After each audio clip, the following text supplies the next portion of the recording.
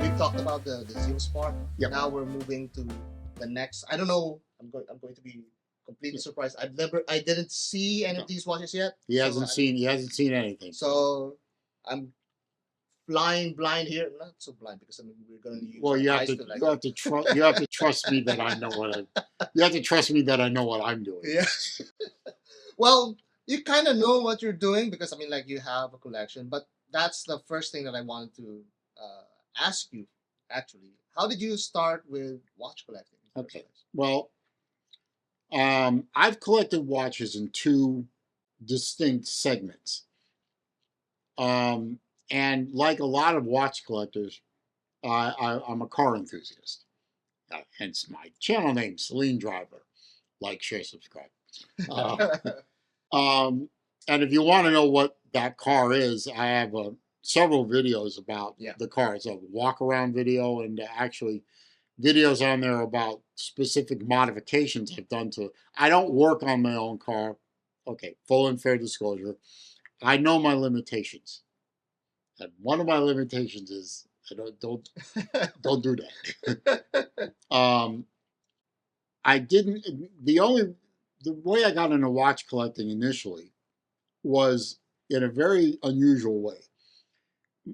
My favorite author books is a gentleman who recently passed away named Clive Cussler. And he wrote dozens and dozens. I have them all. I've read them all. The first series of books he did was a series of books where his main hero was a gentleman named Dirk Pitt, who was an Air Force major by trade, but also worked for an organization called NUMA, National Underwater Marine Association. Something like that. Anyway, as a skilled diver, he always wore, and the watch was pointed out very specifically in the book, he always wore an orange Doxa. And I kicked myself for not bringing that watch with me. I should have. But it's on my channel if you want to see it. We're going to link that on my channel for sure, on this video. And remember, this is back in the early 80s and late 70s. There was no internet per se. Al Gore hadn't invented it yet. So it was really hard for me to find a picture of what an orange Doxa was. I had no idea. And when I finally found a picture of one in a magazine, I said, damn, that's beautiful. So I saw that watch, I saw pictures of it, and I said, I've got to get one of those. Beautiful orange, fantastic looking case, the beads of rice. It all struck a chord. Fast forward to 2006, I had been divorced for a little while, and I didn't have to answer to anybody. And I found Doxa's website, and I found out that there was going to be a Dirk Pitt edition to commemorate the movie.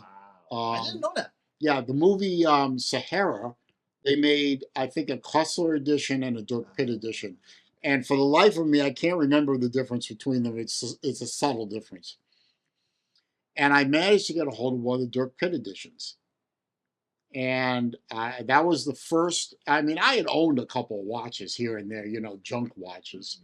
But that was the first serious watch that I bought.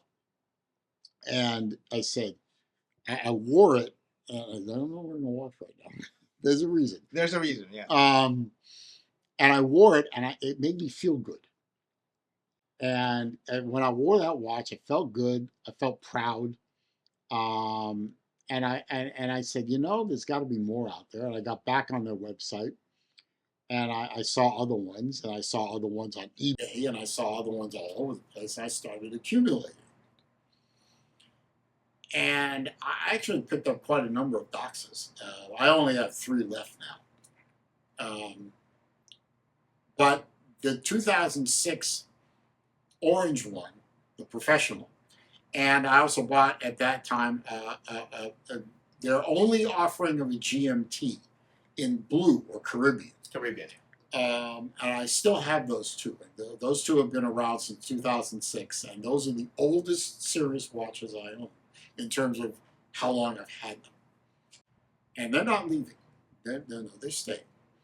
But eventually, I dropped out of the hobby, mostly because child support, life, that kind of thing. And then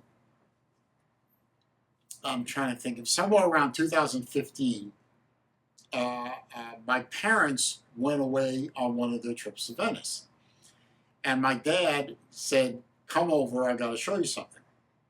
And he showed me a watch, which I'm not going to describe it too much, and I still have that watch. And he said, "You have to want to keep this watch going, because if you let that watch stop, to get it reset takes a maximum effort." And he said, "You have to come over and wind the watch. You're going to come over anyway." So, and I looked at the watch, and he said, "Well, put it on."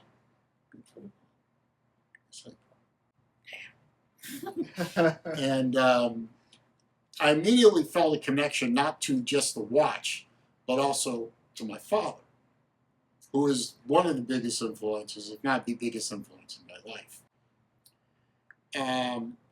And they went off on the trip, and I not only kept the watch running, but I wore it. And I said, "I like this." And I asked him questions, and he gave me answers. And then, then I bought a couple of Seikos, which were nice enough at the time, and I could afford them. And I started wearing them, and all of a sudden the bug hit, and the bug hit hard. And the bug will not let go of me. and then a gentleman online, shout out to my friend Dvor, my favorite Croatian who lives in London. He was the one who turned me on to Zelos. And I bought my first Zelos hammerhead bronze meteorite dial, which I still have, on the channel. Celine Driver, like, share, subscribe. He has a few state of the state of the collection videos. Yeah, I haven't done that in a while. Well, no, I think you did. Oh yeah, that's true. But you did, I think, in January. So no, I did one. One last year. I need to do one. But those Doxas are in there. Yeah, they're in there. Anyway, that's where the Zelos bug hit, and when the Zelos bug hit, I mean, it latched on, and then I decided that I wanted to start learning more about watches, about how they work, about learn how to work on them a little bit. I mean, I was tired of having to take my watches over to a jeweler and pay, 20, $30 to have them size it for me. I think I can do this. Well, the thing is, when you're in the not watch game, but in watch collecting, at some point you want to tinker with your watches, either at least with the straps and buckles. That's to a certain degree. Sometimes some people like try to open the case backs. I've done that with some really cheap vintage old school watch. I know those are Franken watches. Okay, I actually talked about it in my channel. I don't care because I just want the style. I just want the watch. Yeah. It doesn't matter to me whether it's complete or not complete. I know that if it's complete, it's gonna cost me an arm and a leg. Well, that Pogue I sold you. Yeah. That's not. It did have a little tinge of Franken to it. Yeah, but that's fine. I mean, like that, to me, the value of that is from the story and from the person that actually I got it from. And it's the same thing with you and your father, which is a beautiful story. Yeah, and well, towards the end of 2020, until he passed away in September of 22, we started collecting together. We sort of not really merged our collections together, but he was giving me watches that he couldn't wear anymore. And like, well, maybe the one that you didn't want to talk about, I didn't want to. Well, that was one of them. So that's for sure. Yeah, he brought one of them. I saw it. My eyes only. Yeah. He couldn't wear it anymore because it was, it just didn't fit him anymore. I mean, he lost a lot of weight. But it was a great way to connect with my father on a level that I hadn't. We always had a good relationship. I mean, I'm not going to say that we didn't. I mean, we did.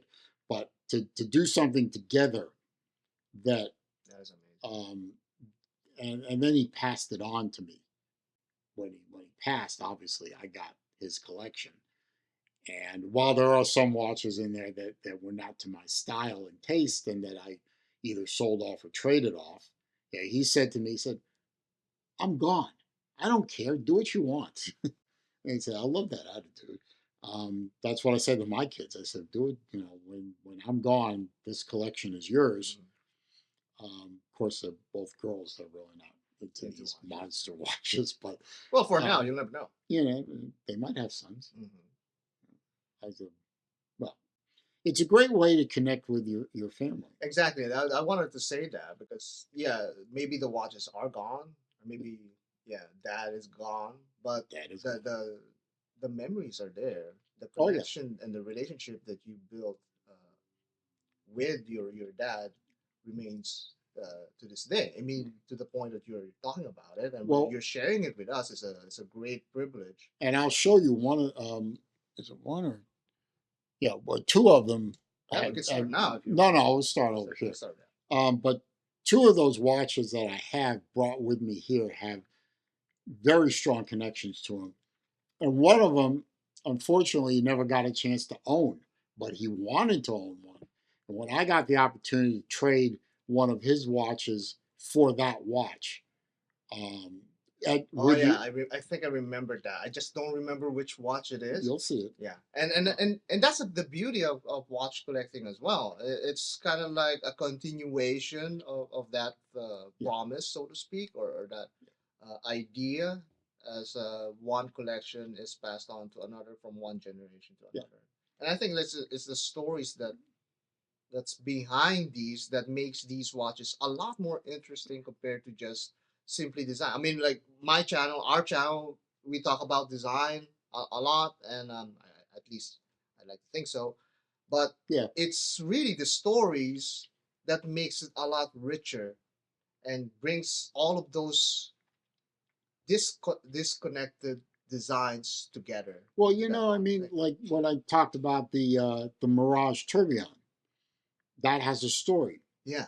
I mean, it was Ken's watch, and then he had a story about why he needed to sell it, and then it becomes my story about how I really wanted to add that specific line to my collection to quote unquote complete my Zelos collection.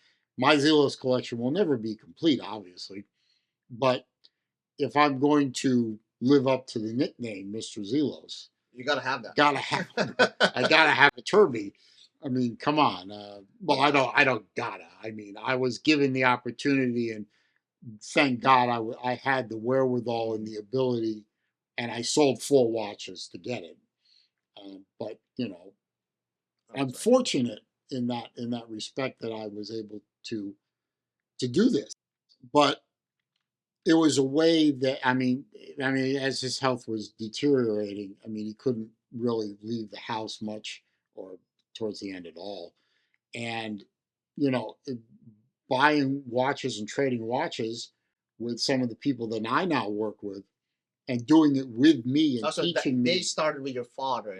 They started when now they're with me, and that was a way to really even further connect and spend time with him in a time of his life where he had nothing but time, and I got to know him more by doing that with him, and I turned him on to Zelos. Oh, and he bought quite a number of Zelos. He had like 20 or so, when he passed, and he loved them.